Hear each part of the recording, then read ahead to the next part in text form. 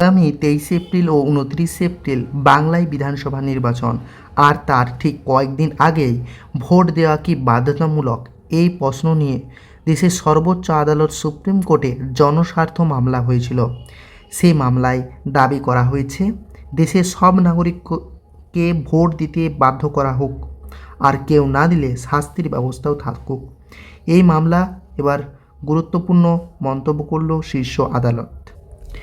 এই মামলায় শীর্ষ আদালত কী জানালো বিস্তারিত জানিয়ে দেব। আমরা জানি ভোট এলেই মানুষের একটা ভোট দেওয়ার যে ব্যাপার, অর্থাৎ মানুষ সচেতন করা, ভোট দিতে যাওয়া, এই সমস্ত কিছু লেগে থাকে।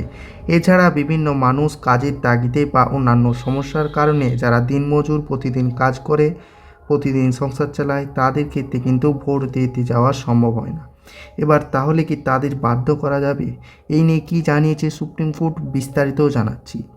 আসলে ব্যাপারটা হয়েছিল বৃহস্পতিবার ভোট বাধ্যতামূলক করার মামলায় কি বলেছে সুপ্রিম কোর্ট না, বৃহস্পতিবার এই মামলার শুনানি হয় প্রধান বিচারপতি সূর্যকান্ত, বিচারপতি জয়মাল্য বাগচি ও বিচারপতি বিপুল এম পাঞ্চলির বেঞ্চে। মামলায় আবেদনকারী বলেন যে দেশের প্রত্যেক নাগরিকের ভোট দেওয়া বাধ্যতামূলক করা উচিত, এমনকি কেউ ইচ্ছা করে ভোট না দিলে তার বিরুদ্ধে শাস্তির ব্যবস্থাও রাখা দরকার। কিন্তু এই প্রস্তাবে রাজি হয়নি সুপ্রিম কোর্ট। আদালত সাফ জানিয়ে দিয়েছে ভোট দেওয়া গুরুত্বপূর্ণ হলেও কাউকে জোর করে ভোট দিতে বাধ্য করা যাবে না।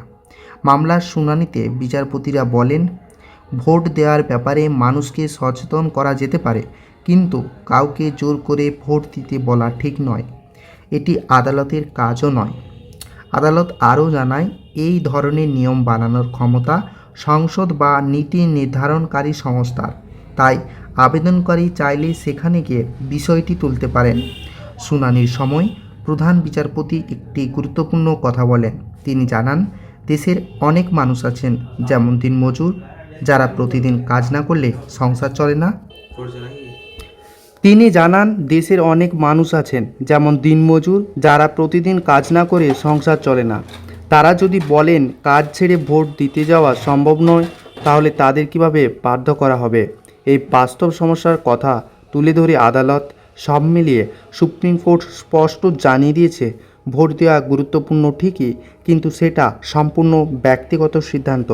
কাউকে জোর করে ভোট দিতে বাধ্য করা যাবে না। এই ছিল আদালতের যে স্পষ্ট বক্তব্য।